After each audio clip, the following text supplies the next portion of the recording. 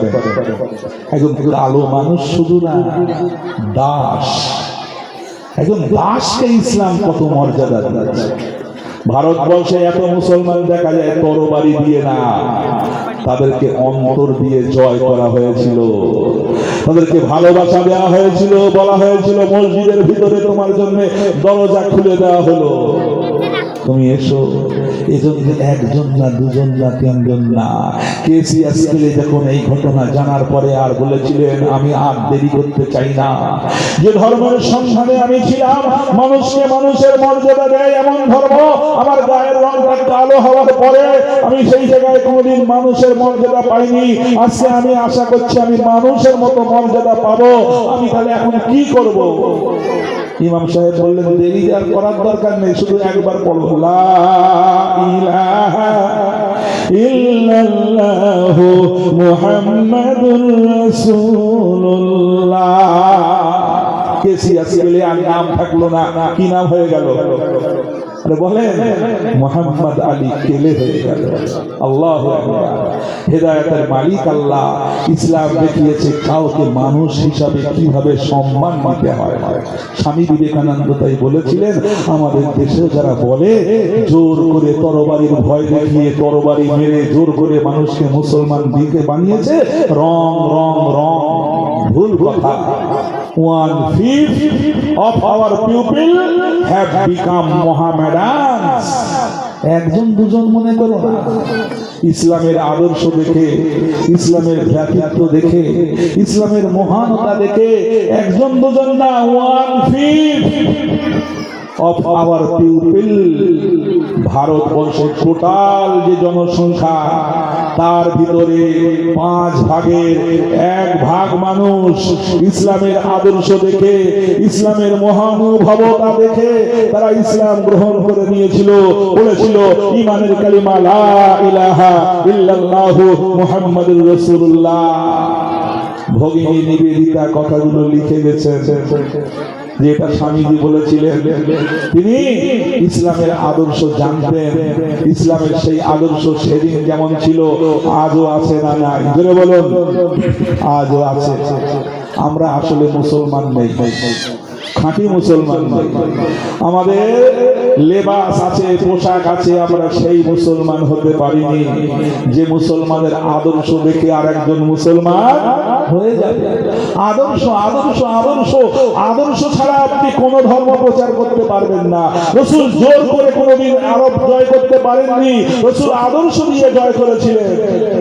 শেষ কথা বলবো রাসূলের একটা আদর্শের কথা, আমরা যেন ইনশাআল্লাহ রাসূলের আদর্শে চলতে পারি। বলুন না ইনশাআল্লাহ।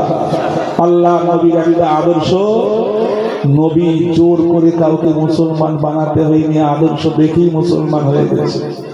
রাসূল হিজরত করে মক্কা থেকে মদিনায় গেলেন।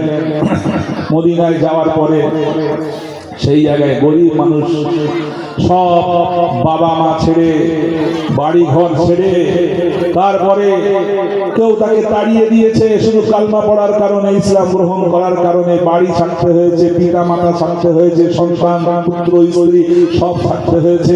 মদিনার মসজিদে এসে না খেয়ে পড়ে আছে। তাদেরকে খাওয়ানোর জন্য রাসূলকে কখনো কখনো দিনা করতে হতো, ধার করতে হতো। উপায় খাওয়াতে হবে, ধার দেওয়ার মতো মুসলমান নেই। কার কাছে ধার করবে? ইহুদিদের অনেক টাকা ছিল, বহু ইহুদির কাছে আল্লাহর নবীকে ধার করতে হয়েছে, দিনা করতে হয়েছে। আদর্শ কাকে বলে? রাহমাতুল লিল আলামিন শুধু মুখে বলা না, কাজে প্রমাণ করে গেছেন তিনি রাহমাতুল লিল আলামিন। গোটা পৃথিবীর মানুষের জন্য তিনি অনুগ্রহ, আদর্শ। এক ইহুদির কাছে গিয়ে বলেছেন, আমার এই সঙ্গীদের জন্য তোমার কাছে আমি কিছু হাত পাততে এসেছি, আমি তোমার কাছে কোনো এমনি সাহায্য না, দেনা ঋণ দিতে এসেছি। সে বললো, ঠিক আছে, তোমাকে ঋণ দিতে তো আমার কোনো আপত্তি নেই, কারণ এখানে মার যাওয়ার কোনো ভয় নেই। ভাই, দেনা দিতে আমাদের খুব লাগে না? এমনি 500 টাকা দেওয়া যায়, বাবা এমনি নিয়ে যা, কিন্তু 5000 টাকা ধার চাইলেই বুকের মধ্যে কন কন করে। কেন? কারণ দেবে কি ঠিক নেই, দেবে কি না আশা করা যায় না। কিন্তু যেখানে আপনি বুঝবেন যে এই জায়গাটা আমি দিয়ে রাখি, ও তো মাছ যাবে না, বরং ব্যাংকে জমা রাখার মতো হলো। আল্লাহু আকবার। দেবে না, দেবে না, দেবে। কিন্তু রসুলের কাছে মার যাওয়ার কোনো ভয় নেই, ইহুদির সে বিশ্বাসটা আছে। ইহুদি বলল, ঠিক আছে, কত লাগবে বলো। রসুল কি চেয়েছিলেন? কিছু খাবার চেয়েছিলেন, কিছু টাকা, সেটা সঙ্গে সঙ্গে দিয়ে দিলেন। একটা মেয়াদ ঠিক করা হলো যে 1 মাস কিংবা 2 মাস পরে তোমাকে সেটা শোধ করে দেওয়া হবে। তারপরে নির্দিষ্ট সময় আসলো, নির্দিষ্ট সময় আসলো, নির্দিষ্ট সময় আসার পরে তারপরে দেখা গেল যে এই নির্দিষ্ট সময় তখনও আসেনি। আল্লাহর নবী হযরতে ওমর ইবনুল খাত্তাবকে নিয়ে এক জায়গায় যাচ্ছিলেন রাস্তা দিয়ে। হঠাৎ করে সেই ইহুদি, তার কি মনে হলো, সে আসলো, এসে আল্লাহর নবীর গায়ে চাদর ছিল। আল্লাহর নবীর গায়ে চাদর, চাদরে যে নকশা করা থাকে ধারে, অনেক সময় দেখবেন ওই নকশা ধারওয়ালা থাকে, টানলে লাগে, ওই নকশা ধারওয়ালা নকশা, সুতো দিয়ে নকশা করা। ইহুদি আসলো, এমন জোরে হ্যাঁচকা টান দিল, রসুলের গর্দান লাল হয়ে গেল, অনেকটা কেটেও গেল, প্রায় রক্ত বের হয়ে যাওয়ার মতো অবস্থা। মুসলমানরা এই দৃশ্য দেখে কি সহ্য করতে পারবে? আরে বলো। আর ওমরের মতো মানুষ, আল্লাহু আকবার, নিজের জীবনের থেকে অনেক অনেক অনেক বেশি যাকে ভালোবাসে, সেই নবীর সঙ্গে এইরকম বেয়াদবি দেখে রসুল বলে, ইয়া রাসূল, ওমর বলে, ইয়া রাসূলুল্লাহ, শুধু পারমিশন দিন, ওর গর্দান আলাদা করে দেব। রসুল বলে, ঠান্ডা হও। ইহুদি কি জন্য আমাকে টান দিয়ে দেখেছে বলো? তুমি জানো না আমার কাছ থেকে তুমি ঘৃণা করেছো, এখনো শোধ করো না? রাসূল বললেন, এখনো তো অনেক দিন বাকি। তোমার সঙ্গে আমার যে চুক্তি, তোমার সঙ্গে আমার যে কথা, এখনো তো অনেক দিন বাকি আছে, সে সময় তো আসেনি। তো তুমি এক্ষুনি আমার কাছে চাইতে কেন? বলছে, না, সময় হয়ে গেছে। রাসূল তো মিথ্যে কথা বলেন না, কিন্তু ইহুদি বলছে সময় হয়ে গেছে। আল্লাহর নবী ওমরকে বললেন, ওমর, ইহুদিকে নিয়ে যাও বাইতুল বালতুল মালে যাও, যেখানে হচ্ছে খাজানা, যেখানে আপনার কিনা কোষ জমা থাকে, রাষ্ট্রীয় কোষাগার, সেই জায়গায় নিয়ে যাও। ইহুদির দাবি মতো ইহুদি কত আমাকে ধার দিয়েছে সেটা দিয়ে দাও। শুধু সেটা দেবে না ওমর, আমি তোমাকে বলছি, ইহুদিকে বাড়তি 200 দিরহাম দিয়ে দাও। যেটা সে পায় দাবি করছে ওটা দাও, ওর সঙ্গে আরো 200 দিরহাম দাও। অবাক করা কথা, কি আশ্চর্য। ওমর বলল, হুজুর এত বড় বেয়াদবি করলো, ওর তো আমি এতক্ষণ হলে কি যে করে ফেলতাম, আর আবার আপনি বলছেন যে বাড়তি আরো 200 দিতে হবে, আর ওর তো এখন সময় আসে। কিন্তু হুজুর, বাড়তি আমি কেন দেব? হুজুর বললেন যে বাড়তি কেন দেবে, তার কারণ হচ্ছে তুমি। তার কারণটা হচ্ছে তুমি যে ওর সঙ্গে দুর্ব্যবহার করেছো, ওকে মারতে চেয়েছো, ওর মনে আঘাত লেগেছে, যে কারণে বলছি বাড়তি 200 দিরহাম তোমার ব্যবহারের কারণে তাকে দিতে হবে। একটু জোরে বলবেন না সুবহানাল্লাহ। ওমরের সঙ্গে কয়েক পা এগিয়ে গেলাম। কয়েক পা এগিয়ে যাওয়ার পরে ইহুদি বলছে, ওমর, আমি আর যাব না। কথা বুঝতে পারছেন? ইহুদি বলছে, ওমর, আমার আর যাওয়ার দরকার নেই। বলছে, কেন? বলছে, আমি নবীর কাছে ফিরে যাব। জোরে বলুন সুবহানাল্লাহ। আমি বাইতুল মালে যাব না, রাষ্ট্রীয় কোষাগারে যাব না, আমি ওই সমস্ত কিছু চাই না। আমি যেটা দিয়েছিলাম ওটা এমনি দিয়েছিলাম, আর আমি জানি আমার এখন ওই পাওনার সময়ও হয় না। জোরে বলুন না সুবহানাল্লাহ। এখন আমার পাওনার সময় হয়নি, অনেক দিন এখন বাকি আছে। ওমর বলছে, তাহলে এইরকম ব্যবহারটা তুমি কেন করলে? এইরকম ব্যবহারটা করার কারণটা কি? সে বলেছিল আমি শুধু ইহুদি না, আমি তওরাত কিতাব পড়া ইহুদি। আমাদের মতো কোরআন না পড়া মুসলমান না, তওরাত পড়া ইহুদি। যে তওরাত কিতাবে শেষ জামানার যিনি নবী হবেন, পয়গম্বর হবেন, সেই শেষ জামানার পয়গম্বর নবীর অনেক পরিচয় বিভিন্ন ধর্মগ্রন্থ দেওয়া আছে, বেদেও দেওয়া আছে। যীশু খ্রিস্ট বলে গিয়েছেন আমাদের প্রতিবেশী ভাইদের ধর্মগ্রন্থ বেদ পুরাণে ভুরি ভুরি ভুরি ভুরি রয়েছে। এত সুন্নি দিয়ে মেলে 104 জন সমন্বিত মুহাম্মদ ইতি খ্যাত শিষ্য শাখা সমন্বিত নমস্তে নমস্তে নমস্তে গিরিজানাথ মূলস্থল নিবাসীনে ত্রিপুরাসুর নাশায় বহু মায়া প্রবর্তিনে লা ইলাহা হাত্তি পাপম ইল্লা ইলাহা পরম পদম জন্ম বৈকুণ্ঠপুরম অপরিণতি জপি নাম মুহাম্মাদান। ধরে বলো সুবহানাল্লাহ। নবীর নাম আছে না নাই? ব্যাখ্যা করার সময় যীশু খ্রিস্ট বলে দিয়েছিল আমি শেষ নই, I am not the last. আমার পরে আর একজন আসবেন, I will pray the father and he shall give you another comforter. আমি পিতার কাছে প্রার্থনা করেছি আমার পরে তিনি আসবেন, গোটা বিশ্বকে তিনি শান্তি দেবেন। ধরে বলো সুবহানাল্লাহ। তো সব ধর্মগ্রন্থ তার পরিচয় রয়েছে। ইহুদি বলছেন তওরাতে আমি পড়ে দেখেছি শেষ জামানার নবী যিনি হবেন তার মুখের চেহারাটা কেমন হবে। মিলিয়ে দেখলাম মুহাম্মাদের চেহারার সঙ্গে মিলে গেছে। বলো সুবহানাল্লাহ। তাওরাতে দেখলাম মুহাম্মদ কেমন মানুষ, মুহাম্মাদের যত রকমের চরিত্রের বর্ণনা রয়েছে এক এক করে আমি সব মিলাচ্ছি, এক এক করে মিলাচ্ছি, সব মিলে যাচ্ছে। আজকে আর একটা মিলিয়ে নিলাম। জোরে বলুন কি কি মিলিয়ে নিলে? তাওরাতে লেখা আছে মুহাম্মাদের সঙ্গে যে দুর্ব্যবহার করবে মুহাম্মদ তার সঙ্গে আরো উত্তম ব্যবহার করবে। জোরে বলো সুবহানাল্লাহ। আমি আজকে ওটা দেখতে চেয়েছিলাম যে মুহাম্মদ আমার এত বড় দুর্ব্যবহার করে আমার সঙ্গে কি ব্যবহারটা মুহাম্মদ করে, আমার সঙ্গে কেমন ব্যবহার মুহাম্মদ করে। এটা বোঝার জন্য আমি আর মুহাম্মাদের চাদর ধরে টান দিলাম, বেয়াদবি করলাম। এই বেয়াদবির পরেও আমি দেখলাম আমার সঙ্গে এত উত্তম আচরণ করলো, আমাকে আরো বাড়তি 200 দিরহাম দিতে চাইলো, অথচ আমি মিথ্যা বলেছিলাম। আমি মুহাম্মাদের সঙ্গে এইরকম ভাবে আমি তঞ্চকতা করেছি, কিন্তু আজকে মুহাম্মদ আমার জিল জিতে নিয়েছে, আমার অন্তর জয় হয়ে গেছে। ধরে বলো সুবহানাল্লাহ। ওমর বাইতুল মালে ওই আপনার কোষাগারে আমাকে নিয়ে যেতে হবে না, আমাকে নবীর কাছে নিয়ে চলো, নবীর হাতে হাত রেখে আমি বলবো ঈমানের কালিমা লা ইলাহা ইল্লাল্লাহু মুহাম্মাদুর রাসূলুল্লাহ। এই হচ্ছে আমার নবীর আদর্শ, এই হচ্ছে আমার ইসলামের আদর্শ। আপনাদের কি মনে ভালো লাগলো না খারাপ লাগলো? বলে বলো। ওয়াজ নসিহত শুনেছেন, সারা জীবন শুনবেন, কোরআনের কথা শুনবেন, অন্তরটা ভরে যাবে। রাসূলের চরিত্র শুনবেন, অন্তরটা ভরে যাবে। কিন্তু যতক্ষণ শুনবেন ততক্ষণ, তারপরে আর না।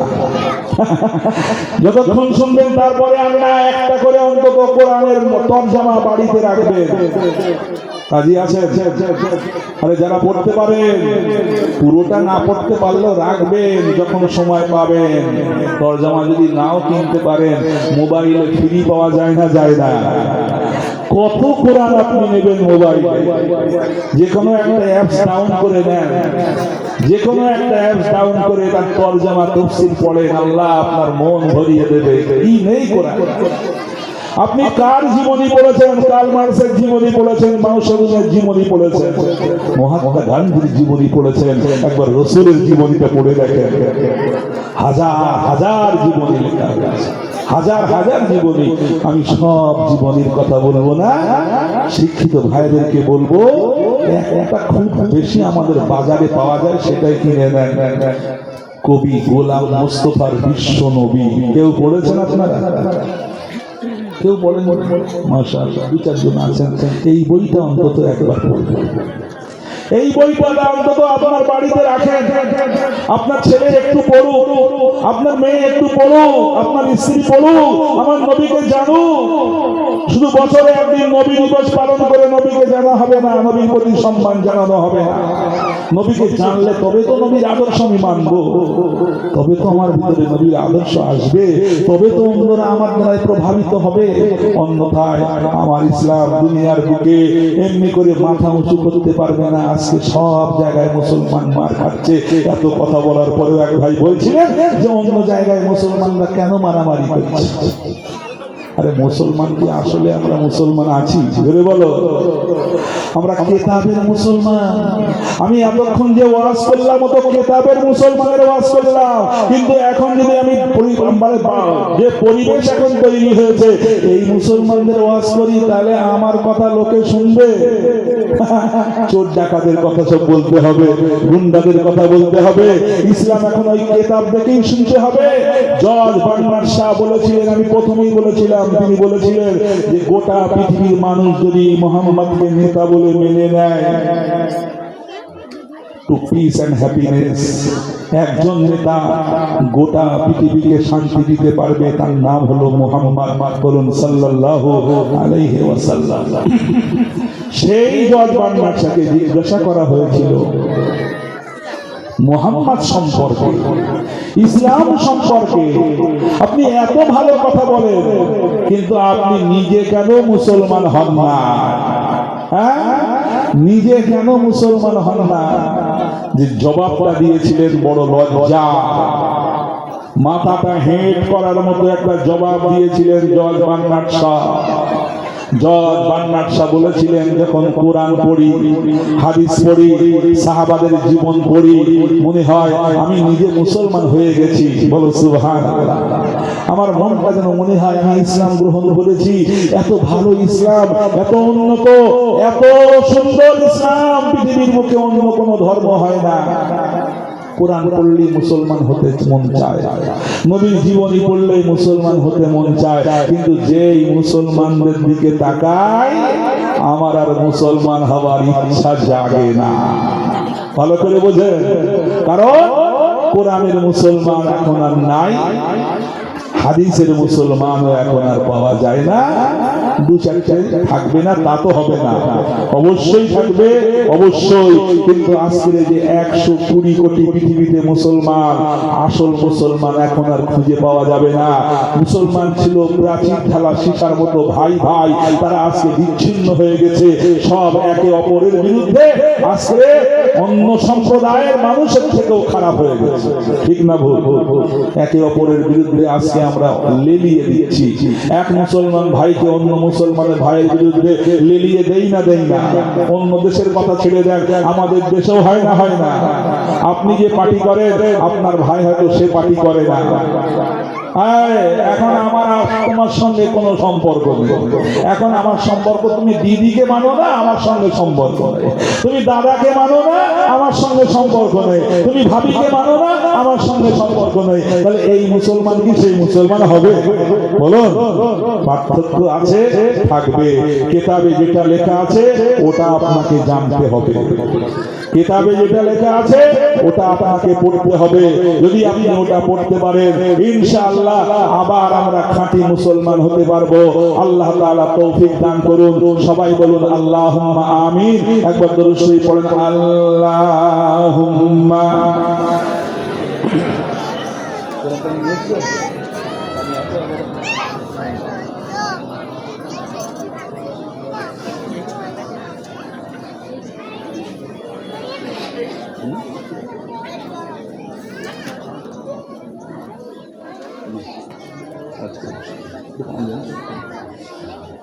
بلغ العلا بكماله كشف الدجى بجماله حسنت جميع خصاله صلوا عليه وآله اللهم صل على سيدنا مولانا محمد وعلى آل সাইয়্যিদিনা মাওলানা মুহাম্মদ। মাশাআল্লাহ, আমার খুব ভালো লাগছে। আমি এই বেহালায় অনেক জায়গায় এসেছি আশপাশে, কিন্তু এত মানুষ দেখিনি। আপনারা যে এত মানুষ এখানে বাস করেন, মাশাআল্লাহ, অনেক মানুষ বসার জায়গায় পাননি, দীর্ঘক্ষণ ধরে আপনারা দাঁড়িয়ে দাঁড়িয়ে শুনলেন, ভালো লাগলো।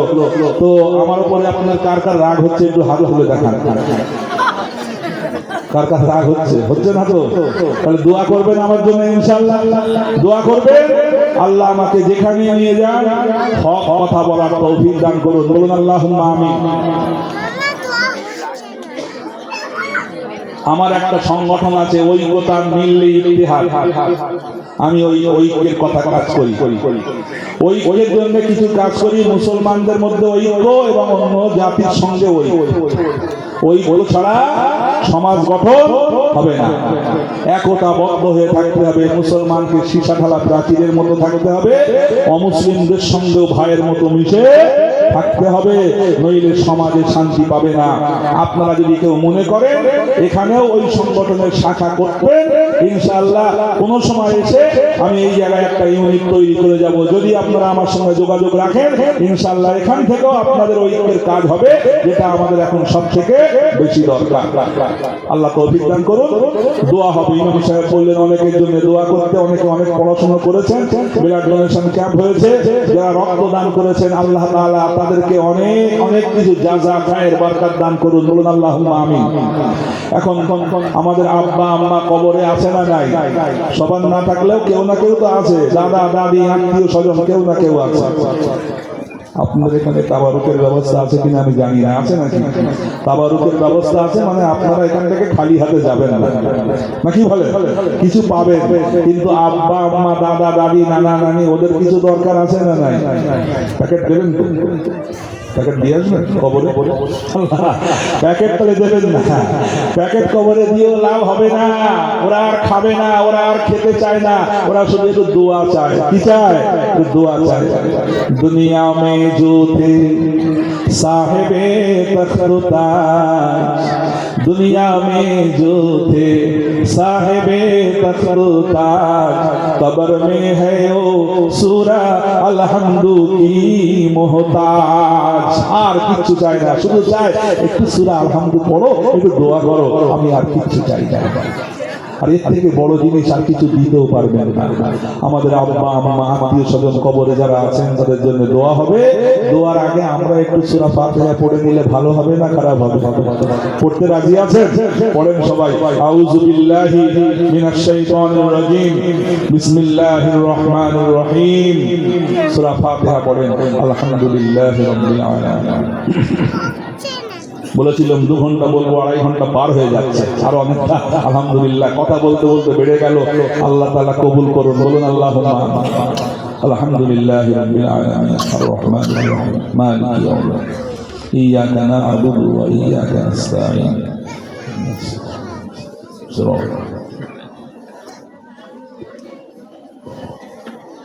সূরা ইখলাস 3 বার পড়েন। বিসমিল্লাহির রহমানির রহিম। কুল হুয়াল্লাহু আহাদ, আল্লাহুস সামাদ, লাম ইয়ালিদ ওয়া লাম ইউলাদ ওয়া লাম ইয়াকুল লাহু কুফুওয়ান আহাদ। বিসমিল্লাহির রহমানির রহিম। কুল হুয়াল্লাহু আহাদ, আল্লাহুস সামাদ।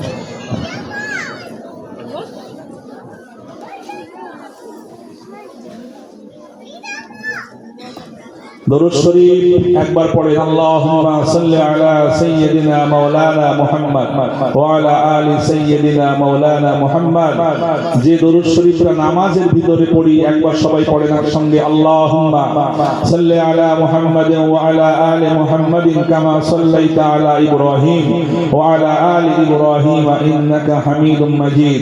আল্লাহুম্মা বারিক আলা মুহাম্মাদ ওয়া আলা আলি মুহাম্মাদ কামা বারাকতা আলা إبراهيم وعلى آل إبراهيم إنك حميد مجيد. اللهم آمين. الحمد لله رب العالمين والصلاة والسلام على رسوله الكريم. ربنا ظلمنا أنفسنا وإن لم تغفر لنا وترحمنا لنكونن من الخاسرين. ربنا لا تزغ قلوبنا بعد إذ هديتنا وهب لنا من لدنك رحمة إنك أنت الوهاب ربنا أتمم لنا نورنا واغفر لنا إنك على كل شيء قدير ربنا اغفر لنا ولإخواننا الذين سبقونا بالإيمان ولا تجعل في قلوبنا غلا للذين آمنوا ربنا إنك رؤوف رحيم أي আমাদের আল্লাহ আমাদের মাওলা আমাদের খালিক আমাদের মালিক আমরা বড় অসহায় আল্লাহ তোমার ভিক্ষার কাঙাল আমরা আল্লাহ আল্লাহ আমাদের তো আর কেউ নাই তুমি ছাড়া আল্লাহ তোমার ছাড়া আমরা কারো কাছে সাহায্য চাই না কারো কাছে হাত পাতি না ইয়াকা না'বুদু ওয়া ইয়াকা নাস্তাঈন যখন চাই তোমার কাছেই চাই মাথা যদি নত করি তোমার কাছেই করি আর কারো কাছে করি না আল্লাহ তুমি আমাদেরকে ভুলে যেও না এ মাবুদ গুনার পাহাড় মাথায় নিয়ে তোমার কাছে আমরা ফিরে এসেছি আল্লাহ কত গুনাহ যে করেছি আল্লাহ সেই ছোটবেলা থেকে আল্লাহ গুনাহ করতেই আছে আল্লাহ আল্লাহ কিন্তু তুমি এখনো আমাদেরকে অপমান করো না মানুষের কাছে সেগুলো প্রকাশ করে দাও না আল্লাহ তোমার কাছে আমাদের আশা আল্লাহ আমাদের গুনাহগুলো গোপনে গোপনে সব তুমি ক্ষমা করে দাও আল্লাহ আল্লাহ আমাদের গুনাহ নিয়ে মরণ দিও না আল্লাহ আল্লাহ মরণের আগে সব গুনাহগুলো ক্ষমা করে দিও আল্লাহ যারা দুনিয়া থেকে বিদায় নিয়ে চলে গেছেন তাদের গুনাহগুলো ক্ষমা করে দাও আল্লাহ আমাদের আব্বা আম্মা দুনিয়া থেকে যারা বিদায় নিয়ে চলে গেছেন মাবুদ আল্লাহ ওরা আর কোনোদিন ফিরে আসবে না আল্লাহ ও মাবুদ আল্লাহ আমাদের আব্বা আমাদেরকে আল্লাহ ক্ষমা করে দাও আল্লাহ আল্লাহ ক্ষমা করে দাও আল্লাহ রব্বানা গফিরলি ওয়া লিওয়ালিদাইয়া ওয়া লিল মুমিনিনা ইয়াওমা ইয়াকুমুল হিসাব তোমার শেখানো দোয়া আল্লাহ তুমি শিখিয়ে দিয়েছো রব্বানা গফিরলি ওয়া লিওয়ালিদাইয়া আমাকে ক্ষমা করো আমার পিতা মাতাকে ক্ষমা করো ওয়া লিল মুমিনিনা কিয়ামত পর্যন্ত যত মুমিন দুনিয়ায় আসবে আর চলে গেছে সবাইকে তুমি ক্ষমা করে দাও الله اللهم اغفر لحينا وميتنا وشاهدنا وغائبنا وصغيرنا وكبيرنا وذكرنا وانثانا اللهم من احييته منا فاحيه على الاسلام ومن توفيته منا فتوفه على الايمان الله সম্মিলিতভাবে আমরা যা কিছু তেলাওয়াত করলাম সূরা ফাতিহা শরীফ সূরা ইখলাস শরীফ দরুদ শরীফের তেলাওয়াতকে তুমি কবুল করে নাও বাড়িতে যে সমস্ত মায়েরা যে সমস্ত ভাইরা আল্লাহ কোরআন থেকে কিংবা কালিমা শরীফ তেলাওয়াত করেছে তুমি কবুল করে নাও আয় আল্লাহ এই সমস্ত সওয়াব তুমি যদি কবুল করো কিছু সওয়াব যদি দান করো সবার আগে সোনার মদিনায় রাহমাতুল লিল আলামিন দরবারে তোহফা স্বরূপ পৌঁছে দাও तमाम अंबिया मुरसलीन खुलाफाए राशिदीन असहाबे किराम रिदवानुल्लाह अलैहिम अजमाइन दरहे पहुंचे दा ऐ अल्लाह तमाम औलियाए किराम सूफियाए किराम मुहद्दिसीने किराम मुफस्सिरीने किराम उलमाए किराम हुफ्फाज़े किराम कुर्राए किराम हुज्जाजे किराम दरहे पहुंचे दा ऐ अल्लाह खास करे আমরা যারা দুটো হাত তুলেছি আমি আমিন করছি মাবুদ আমাদের আব্বা আম্মা কোথায় শুয়ে আছে সব তুমি জানো মাওলা কোন রহিম কবরে মাটির নিচে কোন জায়গায় শুয়ে আছে আল্লাহ অসহায় পড়ে আছে কোনদিন আর ফিরে আসে না আমাদের কাছে কিছু চাই না ও মাবুদ সব যদি কিছু দান করো আমাদের পিতা মাতাদের রুহে পৌঁছে দাও ওদের কবরে আর আযাব দিও না কবরের আযাব বড় সাংঘাতিক আযাব ও আযাব তারা সইতে পারবে না আল্লাহ তোমার নবী বলেছেন কবরের আযাব যদি মানুষ দেখতো আর কাউকে দাফন করতে যেত না। ও আল্লাহ কি সাংঘাতিক সে আযাব, ওই আযাব থেকে তুমি আমাদের পিতা মাতা আত্মীয় স্বজনদেরকে হেফাজত করো আল্লাহ। আমাদের পিতা মাতাদের কবরগুলোকে জান্নাতের বাগান বানিয়ে দাও আল্লাহ, জান্নাতের সঙ্গে সংযোগ তৈরি করে দাও আল্লাহ। না জানি আমরাও কবে চলে যাব মাবুদ। আল্লাহ আমার নতুন ভাইদের সঙ্গে আমার পরিচয় হলো, এরা আমার ভাই আল্লাহ। এই ভাইদের সঙ্গে আজকে আমি একসঙ্গে হাত তুলেছি মাবুদ। আল্লাহ এই ভাইদের আত্মীয় স্বজন আমারও আত্মীয় স্বজন, সব একই, আমরা একই পরিবার আল্লাহ। আমাদের আত্মীয় স্বজনরা যে যেখানে শুয়ে আছে আল্লাহ সবাইকে ক্ষমা করে দাও আল্লাহ। সবার কবরগুলোকে জান্নাতের বাগান বানিয়ে দাও। আবার আমরা কখন চলে যাব আল্লাহ, আল্লাহ কখন যে তোমার ডাক আসবে কিচ্ছু জানি না আল্লাহ। আল্লাহ বেঈমান করে মরণ দিও না, বেদিন করে মরণ দিও না আল্লাহ। আল্লাহ দুনিয়া থেকে যখন তুলে নেবে ঈমান দিয়ে মরণ দিও আল্লাহ। ঈমানের কালিমা আমাদের জবানে জারি করে দিও আল্লাহ। আল্লাহ এই মাহফিলকে তুমি কবুল করো আল্লাহ। মাহফিলের যারা আয়োজন করেছেন, সহযোগিতা করেছেন, রক্তদান করেছেন, সবাইকে তুমি কবুল করো আল্লাহ। আল্লাহ যা কিছু শুনলাম, যা কিছু বললাম, তার থেকে বেশি বেশি আমল করার তৌফিক দান করো আল্লাহ। আল্লাহ ভাই ভাই হিসেবে আমাদের বসবাস করার তৌফিক দান করো আল্লাহ। অমুসলিম ভাইদের সঙ্গে আমাদের আল্লাহ আমাদের সম্প্রীতি দাও, একসঙ্গে আমরা ভাই ভাই হিসেবে থাকতে পারি। এই দেশের উন্নতির জন্য আমরা যাতে সবাই চেষ্টা করতে পারি, সেই তৌফিক তুমি দান করো আল্লাহ। আল্লাহ শত্রুদেরকে তুমি নিরাশ করে দাও আল্লাহ। আমাদের সব মনের আশাগুলো তুমি কবুল করে নাও আল্লাহ। আল্লাহ কার মনে কি আশা আছে আমি জানি না, তুমি সব জানো আল্লাহ। সবার মনের আশাগুলো কবুল করো আল্লাহ। বালা মুসিবতের মধ্যে যারা আছেন বালা মুসিবত দূর করে দাও আল্লাহ। আল্লাহ কবে তোমার ডাক আসবে আল্লাহ, আল্লাহ সেই ডাকের অপেক্ষায় আমরা সবাই রয়েছি মাবুদ। আল্লাহ সেই ডাক যখন আসবে কেউ যেন বেঈমান হয়ে না যায় আল্লাহ। আবার তোমার কাছে চাই আল্লাহ, ঈমানের মরণ দিও আমাদেরকে আল্লাহ। ربنا تقبل منا إنك أنت السميع العليم وتب علينا إنك أنت التواب الرحيم سبحان ربك رب العزة عما يصفون وسلام على المرسلين والحمد لله رب العالمين يا حي يا قيوم يا ذا الجلال والإكرام وصلى الله تعالى على خير خلقه سيدنا محمد وآله وصحابه أجمعين وجعل آخر كلامنا عند الموت لا إله إلا الله محمد رسول الله السلام عليكم ورحمة الله وبركاته তো তাড়াহুড়ো করবেন না, ধীরে স্থিরভাবে যাবেন। বিশেষ করে ছেলেদের জানানো হচ্ছে একটু অপেক্ষা করুন, ওইদিকে মহিলারা বেরিয়ে যাবে, আপনারা একটু অপেক্ষা করুন।